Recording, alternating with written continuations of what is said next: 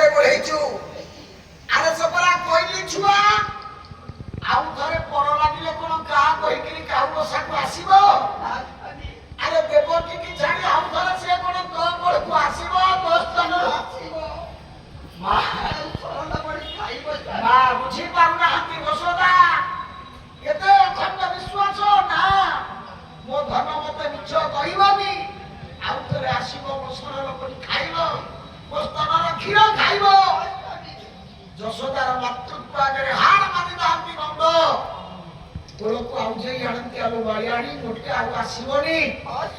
ଚାରି ଘରକୁ ଫେରିଯିବା ସେମିତି ଅପେକ୍ଷା କରିଥାନ୍ତି ବାଟରେ। ଆଖିରୁ ଧାର ଧାର ଦୁଇ ଜଣଙ୍କର ଲୁହ ଗଡୁଥାଏ, ଓଠ ପିଇ ଯାଉଥାଏ। କିଏ ପୋଛିବ କାହା ଲୁହ? ଯଶୋଦା ଆଖିରେ ଲୁହ, ଦେବକୀ ନନ୍ଦ ଆଖିରେ ଲୁହ। ବେଳତି ଘଡ଼ି ହେଲେ ରାତି ବି ଘଡ଼ି ହେଲେ ମୁହଁ ଦେଖାଯାଏନି। ନନ୍ଦ ବୁଝେଇ ଦିଅନ୍ତି ବାଇଆଣି ଅନ୍ଧାର ହେଲାଣି ଆଉ କାହ୍ନୁ ଆସିବ। କାଲି ଆସିବା ଛା ସବୁଦିନର କଥା ଏ ଦିନେ ନୁହଁ। ସବୁଦିନ ସେମିତି ମା ବାପା ଦି ଜଣ ଯାକ ଆଗରେ ବାଇଆଣି ହେଇକିରି ଯଶୋଦା କ୍ଷୀର ସରଳ ବଳି ସଜେଇକିରି ଦୌଡ଼ନ୍ତି ଅଧାରଟକୁ। ପଛେ ପଛେ ନନ୍ଦ ଡାକି ଡାକି ଯାଇ ଧନକୁ ନା ଦେଖିଲେ ଦଣ୍ଡେରେ ମୁଣ୍ଡ ବାଡ଼େଇ ଦିଅନ୍ତି ଯଶୋଦା। କୁହନ୍ତି ମୋ ଧନକୁ ଦଣ୍ଡେ ନ ଦେଖିଲେ ମୁଁ ବଞ୍ଚି ପାରେନି, ମୁଁ ବଞ୍ଚିବି କେମିତି? ଧନକୁ ନା ଦେଖିଲେ ଦଣ୍ଡେରେ ଖାଲି କାନ୍ଦୁ ନଥିବେ, ତାଙ୍କ ଘରେ ଭଲରେ ରୋଷେଇ ଗୋଟେ ହଉଥିବ ତ? ବାପ ମା ଦିଟା ଶାନ୍ତିରେ ଖାଇ ପାରୁଥିବେ କୋଉଦିନ ତ? ଶାନ୍ତିରେ ଶୋଇ ପାରୁଥିବେ କୋଉଦିନ ତ? ମତେ ନାଡୁ ଚାଇ ମତେ ଫାର ନାଡୁ ଚାଇ ମତେ ଆହାର ଚାଇ ତୁଣ୍ଡେରେ ଧନକୁ ନ ଦେଖି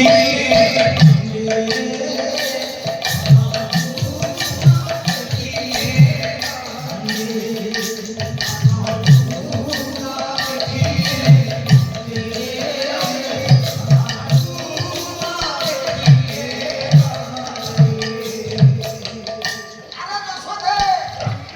କଣ କରିବା ଆଉ ଏତିକି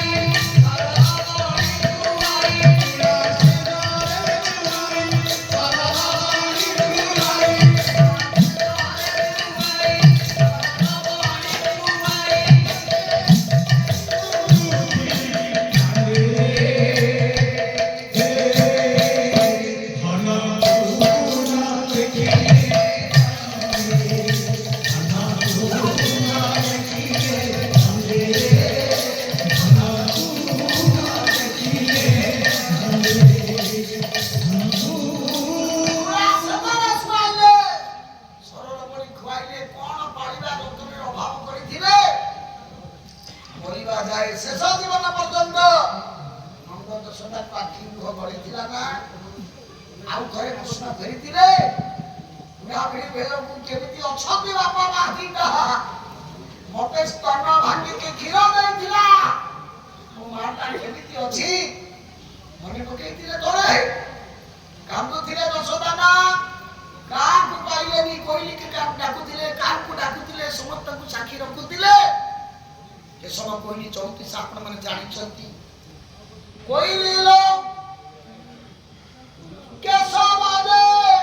ମଥୁରାକୁ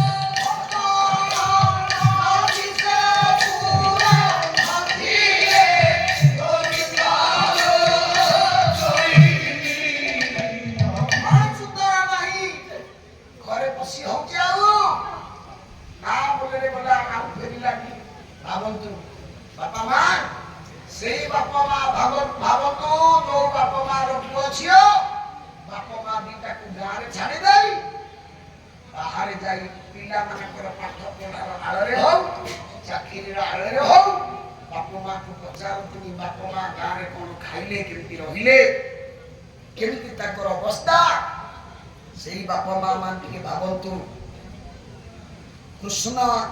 कम काम कर बापा माँ छोटिया भूल बापा से पानी कौटू आसला एत जल नंद आखि जो सारा जीवन मरवा पर्यंत लुह बहिला यशोदा आखि मरवा पर्यंत सारा जीवन जो लुह बहिला से लुह कुआड़े जीव ओठ पीबार सामर्थ्य अच्छी तो बापा माँ से लुह कुआड़े बाबारे पड़ेब मो पाला भल हो खराब हो कि गोटाए बार्ता मुझे पाला भितर देवाई चाहूँगी हे मोर स्वार्थपर पुआ भौमा सबुकर परिणत बयस बुढ़ा बयस बापा माँ को हतांतर करनी हईराण करनी बापा माँ को आखिर लुह बुहानी बापा माँ आखिर गोटा गोटा नदी लुह बहिब जीवन में जहाँ अर्जन कर सब ऐश्वर्य से लुहरे भासी जीव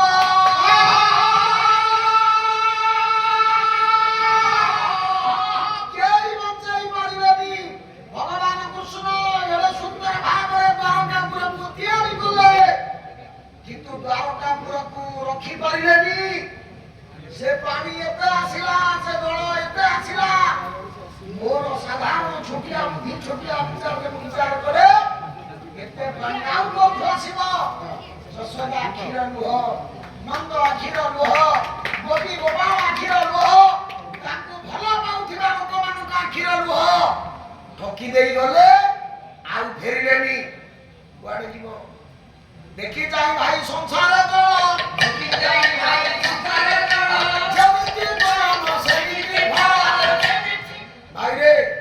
जीवन में आपण मंदिर जातु न जातु से किसी जाए आस ना जीवन में केतेटा मंदिर तोड़ी कि न तोड़ी से जाए आस ना किंतु आपण देह देव को जे तैयारी कला जे बढ़िला जे पाड़िला जे पोषिला तेल हलदी माखिला ताकू जदि आपण हतादर करिवे ता खिम जदि कह बहिबो को सुख शांति आपण माने रहि पारबे नै ଏ ବେଟା ମା ପୁରା ପୁରା ମାଂସ ଶରୀରରୁ କାଟି ଖାଇବାକୁ ଦେଲା ଇଏ ଖାଇବାକୁ ଦେଲା ଇଏ ଖାଇବାକୁ ଦେଲା ଇଏ ଖାଇବାକୁ ଦେଲା ଇଏ ନିଜ ଶରୀରରୁ ପୁରା ପୁରା ମାଂସ କାଟି ଆମ ଶରୀରରେ ଲଗେଇକି ଆମକୁ ଯେ ମଣିଷ କରିଛି ମାମା ଶିଶିର ପାଢି ବୋଲି ଓଡ଼ିଶା କହିଲେ ଯେ ଗର୍ବ ହବ ମୁଁ ଜାଣେ କିନ୍ତୁ ଶିଶିର ପାଢି ମାଂସ ପୁରାଟେ ଧରି ଆପଣଙ୍କ ଆଗରେ ଗୋଟେ ଶରୀର ଧରିକି ଠିଆ ହେଇଛି ଏ ଶରୀରଟାକୁ କିଏ ତିଆରି କରିଛି ମା କୋଉ ବଡ ଦେଉଳର ଠାକୁର ଆସିକି ମତେ ତିଆରି କରିଛି ମୋ ମା ତାର ଦେହର ମାଂସକୁ ପୁରା ପୁରା କାଟି ଇଏ ହାଡ଼ ଉପରେ ଛପର କରିଦେଇ ଲଦିକି ମତେ ତିଆରି କରିଛି ଖାଲି ତିଆରି କରିନି ମା ପୁରୁଷମାନେ ଅନୁଭବ କରିବେ ଛୋଟିଆ ଇଟାଟିଏ ପେଟରେ ବାନ୍ଧି ଦିଅନ୍ତୁ ବାହାର ପଟେ ଗାମୁଛାରେ 5 ଦିନ 10 ଦିନ ଚଳନ୍ତୁ ସେଇଟା ବନ୍ଧା ହେଇଥିବ ଆପଣ ସେଇଥିରେ ଖାଇବେ ସେଇଥିରେ ଶୋଇବେ ସେଇଥିରେ ନିତ୍ୟକର୍ମ କରିବେ 10 ଦିନ ପାରିବେ କିନ୍ତୁ ମା ଗର୍ଭ ଭିତରେ 9 ମାସ 10 ଦିନ ରଖିଛି ଆମକୁ ସେଇ ପେଟରେ ଥିଲାବେଳେ ସେ ଘରର ସମସ୍ତ କାମ କରିଛି ରୋଷେଇ କରିଛି ଧାନ ଉସେଇଛି ପରିବାରକୁ ରୋଷେଇ କରି ଖାଇବାକୁ ଦେଇଛି ଘର ଓଳେଇଛି ଘର ଲିପିଛି ସବ କାମ କରିଛି ତଥାପି ଆମ ଗର୍ଭ ଭିତରେ ଥିବା ସନ୍ତାନର ଯତ୍ନ ନେଇଛି ବାପା ମା ତାହେଲେ ଭାବନ୍ତୁ ମାର ଋଣ ବୁଝିପାରିଲେ କିଏ ଶୁଣିବ କୃଷ୍ଣ କେଡ ବଡ ଭୁଲ କଲେ ଆରେ ତମେ ବାରକାର ରୁହ ଯୋଉଠି ରୁହ ତମେ ନନ୍ଦ ଯଶୋଦାଙ୍କୁ ନେଇ ପାଖରେ ଶେଷ ଜୀବନ ପର୍ଯ୍ୟନ୍ତ ରଖିଲନି ତେଣୁ ଯୋଉ ପୁଅ ବୋହୂ ମାନେ ଚାକିରି ହଉ ଯୋଉ ଅବ୍ୟବସ୍ଥା ହଉ ବ୍ୟବସ୍ଥା ପାଇଁ ଆପଣ ବାହାରେ ଅଛନ୍ତି ଯଦି ଘରେ ବାପ ମାଙ୍କୁ ସୁସ୍ଥରେ ସୁରୁଖୁରୁରେ ରଖିଲା ଭଳିଆ ଭାଇ ନାହାନ୍ତି ଭଉଣୀ ନାହାନ୍ତି ଆଉ କେହି ନାହାନ୍ତି ବାପ ମାଙ୍କୁ ନିଜ ପାଖକୁ ନିଅ ଚାକିରି ପାଖକୁ ନିଅ ତା ଯତ୍ନ ନିଅ ଚାକିରିରୁ ଆସି ବୋହୂ ପାଖରେ ଟିକେ ବସ ବାପା ମା ମୋ ବୋହୂ ଚାଲିଗଲା ମୁଁ ଗଜପତି ଗଲି ମୋ ବୋହୂ ସାଙ୍ଗରେ ନେଲି 10 ବର୍ଷ ମୁଁ ଗଜପତିରେ ରହିଲି ପାଲା ମଜିବ ପାଲା ଭୁଲିଯାଏ ସବୁ ଭୁଲିଯାଏ ଚାକିରି ସ୍କୁଲ ଫେରିବା ପରେ ମୋ ବୋଉ ପାଖରେ ବସିକି ଟିକେ ବୋଉକୁ ଆଉଁସି ଦିଏ ସେମିତି ମୋ ବୋଉ ଭାଗ୍ୟ ଦ୍ୱାରେ 4ଟା ପର୍ଯ୍ୟନ୍ତ କୋଉ ଦିନ ମୁଁ ସ୍କୁଲରୁ ଆସି କବାଟରେ ହାତ ମାରିନି କବାଟ ଖୋଲ ବୋଲି ଆସିଲା ବେଳକୁ ସେମିତି ମୋ ବୋଉ ଦାଣ୍ଡ ଦୁଆରେ ବସିଥିବ ମୁଁ ଓହ୍ଲେଇଲା ପୂର୍ବରୁ କହିବ ମୋ ଧନ ଆସିଲାଣି ଭାତ ବାହାଡ ଆଉ କିଏ ଅଛି ଆମେ ଆସି ଛାଡ଼ିଗଲା ପରେ ପଦକ କହିବା ପାଇଁ 10 ଥର ଗାଡି ହର୍ଣ୍ଣ ଦେଲେ 10 ଥର କଲିଂ ବେଲ୍ ମାରିଲା ପରେ ବି ମହାରାଜ ନିଦ ଭାଙ୍ଗୁନି ବୋଲେ କାହିଁ ଏତ ଥରଟା କଲିଂ ବେଲ୍ ମାରିକି ଗୋଟେ ବିରକ୍ତ କରୁଛ ଏ ମା ଆପଣଙ୍କୁ ଭୋକ ହଉଥିଲେ ପଦକ କଥାରେ ଭୋକ ମରିଯିବ ଶୋଷ ହଉଥିଲେ ଶୋଷ ମରିଯିବ ମନରେ ଯାହା ଭାବନା ଥିବ ଆପଣ ନିରବି ଯିବେ ମାଇଆ ମା ବଳି ଦେଉ ଦୁଇଟି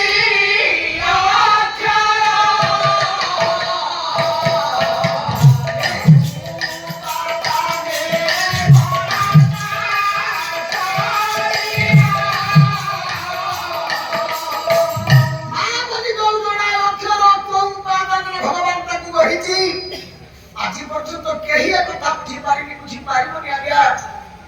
ମୁଁ ଅନେକ ଥର ଅନୁଭବ କରିଛି ଆମେ ସ୍ୱାମୀ ସ୍ତ୍ରୀ ଗୋଟେ ଜାଗାରେ ଥିବୁ ମତେ ଶୁଣୁନଥିବ କିନ୍ତୁ ସିଏ ଜାଣିପାରେ ମୋ ଝିଅ ଆସିଲାଣି କେମିତି ଜାଣି ତା ପାଉଜି ଝୁମଝୁମ ଶୁଣୁଛି ମୁଁ ସବୁବେଳେ ନିଜକୁ ପ୍ରଶ୍ନ କରେ ଆରେ ଗୋଟା ଜାଗାରେ ଆମେ 2 ଜଣ ବସିଛୁ ତା କାନରେ କେମିତି ପାଉଜି ଶବ୍ଦଟା ଶୁଣିଲା ମୋ କାନରେ ଶୁଣିଲାନି ଏଇଥିପାଇଁ ସେ ମା ବାପା ଏଇଥିପାଇଁ ଆମେ ବାପା ସତ ଚେଷ୍ଟା କଲେ ମାର ସ୍ଥାନ ବାପା ନେଇପାରିବନି ଆଜ୍ଞା ମା ଭଳିଆ ବାପା ହେଇପାରିବନି ଆପଣଙ୍କୁ ଗୋଟେ କଥା ପଚାରିବି କହିପାରିବେ ଦୁନିଆରେ ମା ବଡ଼ ନା ବାପା ବଡ଼ ଆଜ୍ଞା ମା ବଡ଼ ଆଜ୍ଞା ନିଜକୁ ପଚାରିଲେ ବୟସରେ ବଡ଼ କିଏ ବାପା ବଳରେ ବଡ଼ କିଏ ବାପା ଜ୍ଞାନରେ ବଡ଼ କିଏ ପାଠରେ ବଡ଼ କିଏ ଧନରେ ବଡ଼ କିଏ ଉଚ୍ଚତାରେ ବଡ଼ କିଏ ବାପା ସବୁଥିରେ ତ ଉତ୍ତର ଆମେ ଦଉଛେ ବାପା କିନ୍ତୁ ନିର୍ଯାସ ସାରାଂଶ ଅତେ ଉତ୍ତରରେ ଠିଆ ହୋଇ ଯେମିତି କହୁଛେ ମା ବଡ଼ ହଁ ଆଜ୍ଞା କାହାରି ପାଖରେ ହାଡ଼ ନାହିଁ କାହାରି ଜିଭରେ ହାଡ଼ ନାହିଁ କହିବା ପାଇଁ ବାପା ବଡ଼ ବୋଲି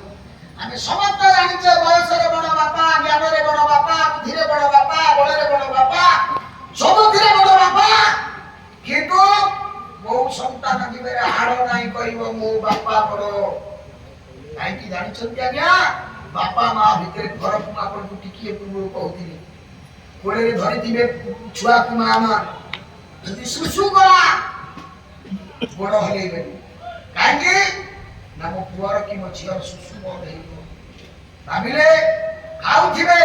କୋଳରେ ଛୁଆ ଥିବ, ଝାଡା ଫେରିଦେବ, ଭୁଙ୍ଗାରେ ଫୋପାଡ଼ି ଦେବେନି, ବାନ୍ତି କରିଦେବେ। ଖାଇବା ଅଧା କରିବେ, ସେମିତି ପୋଛିଦେବେ, କୋଳରେ ଘୋଡେଇ ଦେବେ।